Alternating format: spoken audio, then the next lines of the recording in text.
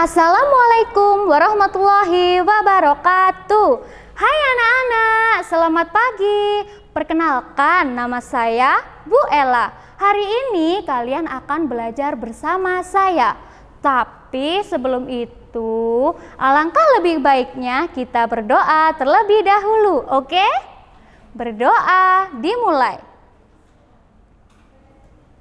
Berdoa selesai. Hai, selamat pagi. Bagaimana kabar hari ini? Semoga baik-baik saja ya dan tetap sehat. Loh, kok kelihatannya belum semangat? Coba Bu Ella cek semangatnya. Kalau Bu Ella bilang selamat pagi, sampean semua menjawabnya semangat pagi. Iha, iha. Seperti itu ya. Oke, kita coba. Selamat pagi, semangat pagi, iha, iha. Oke, sepertinya sudah semangat di rumah. Bagaimana kabar hari ini? Semoga senantiasa sehat, selalu dalam perlindungan Allah. Dan ingat, tetap jaga kesehatan sesuai protokol kesehatan yang sudah dianjurkan pemerintah. Anak-anak, mungkin di rumah kalian sedang berpikir, kita akan belajar apa ya? Nah, hari ini kita akan belajar tema 5, subtema 1, pembelajaran 1. Mata pelajaran hari ini yaitu ada IPA, ada IPS, dan juga bahasa Indonesia.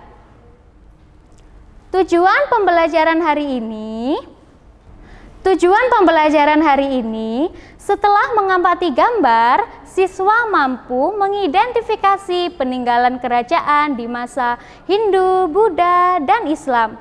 Setelah mengetahui peninggalan kerajaan di masa Hindu, Buddha, dan Islam, siswa mampu menceritakan kembali isi cerita dengan menggunakan bahasanya sendiri secara rinci. Setelah melakukan percobaan tentang cahaya, siswa mampu menyimpulkan sifat-sifat cahaya. Setelah melakukan percobaan tentang cahaya, siswa mampu menulis laporan tentang sifat cahaya. Perjuangan para pahlawan. Anak-anak, tahukah kalian siapa pahlawan itu? Mungkin kalian sering dengar, Bung Karno adalah seorang pahlawan. Tapi siapakah pahlawan itu? Nah, pahlawan adalah orang yang sangat berjasa, baik hati, rela berkorban, pemberani, dan lebih mengutamakan kepentingan umum daripada kepentingan pribadi. Jadi, apabila di sekitarmu ada orang yang lebih mementingkan kepentingan umum, suka menolong, dan rela berkorban, itu juga bisa disebut dengan pahlawan. Coba, pada layar sudah ada gambar. Coba kita amati bersama-sama. Ada 3 gambar. Gambar yang pertama ada seorang anak yang sakit. Ia dijenguk oleh teman-temannya. Gambar yang kedua ada 2 orang anak sedang mengamati dan merawat tanaman. Gambar yang ketiga ada seorang anak perempuan yang sedang membantu temannya memasukkan buku ke dalam tas. Kira-kira perbuatan yang mereka lakukan ini baik diterapkan di rumah atau tidak?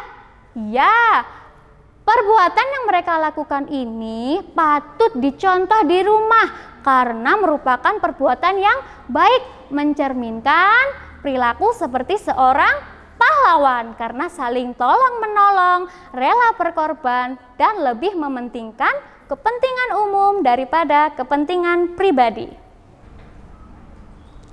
Diskusikan bersama orang tuamu. Apa yang sedang mereka lakukan? Bagaimana pendapat kalian tentang gambar tersebut? Hal baik apa yang bisa kalian contoh?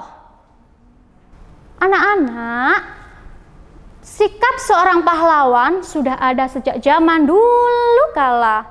Bahkan saat kerajaan Hindu, Buddha, dan Islam, banyak raja-raja yang memiliki sikap kepahlawanan. Kenapa ya demikian? Iya, Karena raja-raja pada zaman kerajaan Hindu, Buddha, dan Islam memiliki sikap yang pemberani, menolong orang lain, dan sangat cinta terhadap rakyatnya. Cinta terhadap rakyatnya itu juga termasuk contoh perilaku seorang pahlawan yang lebih mementingkan kepentingan umum daripada kepentingan diri sendiri. Coba di rumah kalian amati gambar yang ada pada layar. Di situ ada gambar para pahlawan, para raja-raja pada zaman kerajaan Hindu, Buddha, dan Islam. Ada gambar Sultan Iskandar Muda, Kerajaan Aceh. Ada gambar Sultan Hasanuddin, biasa dikenal dengan ayam jantan dari timur, berasal dari Kerajaan Gowatalo. Lalu ada Raja Bala Putra Dewa, Kerajaan Sriwijaya. Ada Mahapatih Gajah Mada dan Raja Hayam Wuruk dari Kerajaan Majapahit. Coba diamati. Setelah mengamati gambar, hal apa yang ingin kamu ketahui tentang mereka? Ya, benar. Kita ingin mengetahui tentang perjuangan dan juga sifat-sifat kepahlawanan dari raja-raja tersebut. Saya akan membacakan perjuangan dari raja-raja tersebut. Kalian simak dengan baik-baik. Yang pertama, perjuangan Raja Bala Putra Dewa. Raja Bala Putra Dewa membangun armada laut yang kuat. Beliau memiliki sikap yang berani, tegas dalam memimpin para rakyatnya sehingga rakyatnya sejahtera. Yang kedua, ada Sultan Iskandar Muda. Perjuangan yang telah dilakukan oleh Sultan Iskandar Muda yaitu beliau memperluas wilayah Aceh sampai ke Semenanjung Malaysia. Raja Sultan Iskandar Muda mempunyai sikap gigih, pemberani, dan rela berkorban. Yang ketiga, ada Sultan Hasanuddin. Sultan Hasanuddin memiliki sikap yang rela berkorban. Beliau berani mengorbankan seluruh hidupnya untuk membela kehormatan bangsa dan negara. Beliau juga memiliki sikap yang gigih, pemberani, dan rela berkorban. Yang keempat, Raja Gajah Mada dan Hayam Wuruk. Gajah Mada dan Hayam Wuruk telah berhasil mempersatukan Nusantara. Sikap dan sifat dari Raja Gajah Mada dan Hayam Wuruk yaitu pemberani, rela berkorban, dan berjuang untuk rakyatnya. Anak-anakku, peninggalan sejarah bukan hanya kerajaan, bukan hanya prasasti saja, tetapi sifat pemberani dari pahlawan tadi itu juga termasuk peninggalan sejarah yang perlu kita lestarikan. Jadi tadi para raja itu mempunyai sifat berani, rela berkorban, lebih mementingkan kepentingan umum daripada kepentingan pribadi. Sikap-sikap seperti itu wajib kita terapkan dalam kehidupan sehari-hari. Sikap kepahlawanan itu bisa kita terapkan pada kehidupan sehari-hari. Itu termasuk perbuatan yang baik dan patut dicontoh. Nah, peninggalan sejarah tadi itu bisa kita terapkan. Setelah kalian mengetahui perjuangan para pahlawan pada zaman Hindu dan Buddha, hal baik apa yang bisa kita teladani dari mereka? Tadi mereka bagaimana sikapnya? Baik atau tidak? Mempunyai sikap seperti pahlawan apa tidak? Rela berkorban dan rela menolong orang lain apa tidak? Nah, itu silakan ditulis nanti pada jawaban kalian. Anak-anakku, tadi saya sudah membacakan secara singkat mengenai perjuangan para raja di kerajaan Hindu, Buddha, dan Islam. Sekarang Bu Ella ingin di rumah kalian menceritakan kembali mengenai perjuangan para pahlawan pada zaman Hindu, Buddha, dan Islam. Kalian bisa memilih salah satu saja dari raja-raja tersebut. Tadi ada 4 raja. Silakan kalian pilih satu saja. Raja siapa yang ingin kalian ceritakan? Jangan lupa minta bantuan orang tuamu di rumah apabila kalian merasa kesulitan. Pagi ini, Rasti mendapat tugas menceritakan perjuangan para pahlawan. Rasti belajar bercerita sambil bercermin. Ia melihat bayangan dirinya di cermin. Rasti jadi bertanya, mengapa ia bisa melihat bayangan wajahnya di cermin? Nah, kira-kira kenapa ya anak-anak Rasti bisa melihat bayangannya di cermin? Rasti bisa melihat bayangannya di cermin karena bayangan tubuhnya dipantulkan oleh cahaya. Jadi sifat cahaya adalah dapat dipantulkan. Maka dari itu Rasti bisa melihat bayangan wajahnya di cermin. Kira-kira apakah kalian tahu apa yang dimaksud dengan cahaya? Cahaya adalah gelombang elektromagnetik yang bisa dilihat oleh manusia. Sumber-sumber cahaya. Apakah kalian tahu apa itu sumber cahaya? Sumber cahaya adalah segala sesuatu yang bisa menghasilkan cahaya. Contoh sumber cahaya apa ya di rumah? Kalian biasanya sudah paham sumber cahaya yang menghasilkan cahaya di rumah kalian? Ya, betul. Lampu yang ada di rumah kalian termasuk sumber cahaya. Kemudian lampu senter, matahari, lilin itu termasuk sumber cahaya. Setelah ini kita akan belajar mengenai sifat-sifat cahaya.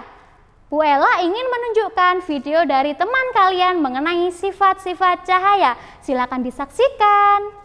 Kami sekolah di SDN 2 Sepanjang.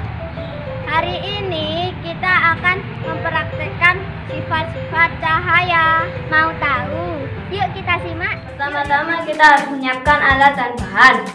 Pertama adalah senter, kedua gelas bening, ketiga kertas.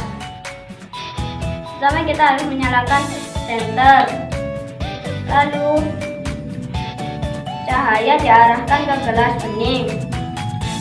Terlihat kan teman-teman? Jadi cahaya mempunyai sifat menembus benda. Pertama kita harus menyiapkan alat dan bahan, yaitu senter, 3 kertas yang sudah dilubangi, dan kertas putih. Nyalakanlah senter. Arahkan cahaya ke lubang. Nah, terlihat kan teman-teman? Jadi cahaya bisa merambat lurus. Kalau salah satunya digeser, maka tidak merambat lurus. Jadi cahaya mempunyai sifat merambat lurus. Ini cacaku. Tuh, kok bisa wajah kita ada di cermin? Karena salah satu sifat cahaya adalah bisa dipantulkan. Maka dari itu wajah kita ada di cermin. Jadi salah satu sifat cahaya adalah bisa dipantulkan. Oh, begitu ya. Yang pertama, siapkan gelas yang berisi air dan pensil. Coba teman-teman diamati. Awalnya pensilnya kecil, tapi bila dimasukkan ke dalam gelas, wah, pensilnya menjadi besar dan seperti patah. Kok bisa ya? Karena cahaya merambat dari dua zat yang berbeda. Maka dari itu pensil terlihat lebih besar dari bentuk aslinya. Itulah yang dimaksud sifat cahaya dapat dibiasakan. Jadi sifat-sifat cahaya yaitu 1. Cahaya dapat menembus benda bening. 2. Cahaya dapat merambat lurus. 3. Cahaya dapat dibiaskan. 4. Cahaya dapat dipantulkan. Teman-teman, bagaimana? Sudah paham apa belum sifat-sifat cahaya? Semoga percobaan hari ini bermanfaat. Jangan lupa dicoba di rumah ya. Kami pamit dulu. Wassalamualaikum warahmatullahi wabarakatuh. Sampai jumpa teman-teman. Anak-anakku, itu tadi adalah salah satu video kiriman dari teman-teman kalian. Mereka belajar mengenai sifat-sifat cahaya. Mereka mencobanya secara langsung tentang sifat-sifat cahaya. Dari video yang sudah kalian simak barusan, sifat-sifat cahaya yaitu yang pertama, cahaya dapat dipantulkan. Yang kedua, cahaya dapat menembus benda bening. Yang ketiga, cahaya dapat merambat lurus. Yang keempat, cahaya dapat dibiaskan. Silakan nanti di rumah kalian coba secara langsung percobaan seperti teman-teman kalian yang ada dalam video tadi. Ayo mencoba, lakukan percobaan untuk mengenal sifat-sifat cahaya. Amatilah hasil percobaan kalian, buatlah kesimpulan, dan laporkan hasil percobaan tersebut kepada guru kalian. Jadi, di rumah kalian harus mencoba percobaan seperti teman kalian yang ada di video tadi. Laporan percobaan berisi nama percobaan, tujuan percobaan, alat dan bahan, langkah-langkah percobaan, dan kesimpulan. Nama percobaan bisa ditulis seperti contoh, nama percobaan. Cahaya dapat menembus benda bening. Berarti tujuan percobaannya adalah cahaya ingin membuktikan kalau cahaya bisa menembus benda bening. Seperti itu ya. Ayo berlatih. Kerjakan soal-soal di bawah ini dengan singkat dan tepat. Kerjakan di buku tema kalian ya. Nomor 1. Apa yang menyebabkan kita dapat melihat benda? Nomor 2, apa yang dimaksud dengan sumber cahaya? Nomor 3, sebutkan sifat-sifat cahaya. Yang keempat, apa saja alat dan bahan yang digunakan dalam pengamatan sifat-sifat cahaya? Yang kelima, sebutkan sumber-sumber cahaya yang kamu ketahui. Anak-anak, pelajaran hari ini sudah selesai, tapi sebelum itu Bu Ella ingin bertanya kepada kalian, hari ini kita sudah belajar apa ya? Ya, betul, kita sudah belajar untuk mengamati sifat-sifat cahaya. Kita belajar mencoba mengenai sifat-sifat cahaya. Lalu kita sudah belajar tentang perjuangan para raja di kerajaan Hindu, Buddha, dan Islam. Kemudian kita sudah belajar tentang sikap apa yang bisa kita teladani dari perjuangan dan peninggalan sejarah dari mereka. Lalu kita belajar untuk mengamati gambar mengenai sikap kepahlawanan yang ada pada kehidupan sehari-hari, serta kita juga belajar mengenai hal baik apa yang bisa kita teladani dan kita terapkan di kehidupan saat ini. Mungkin itu saja dari Bu Ella, kurang lebihnya Bu Ella mohon maaf. Jangan lupa tugas-tugas kalian dikumpulkan ke guru kelas masing-masing dan dikerjakan langsung di buku tugas tema kalian. Untuk pembelajaran selanjutnya, silakan kalian berkomunikasi langsung dengan guru kelas masing-masing. Wassalamualaikum warahmatullahi wabarakatuh. Sampai jumpa.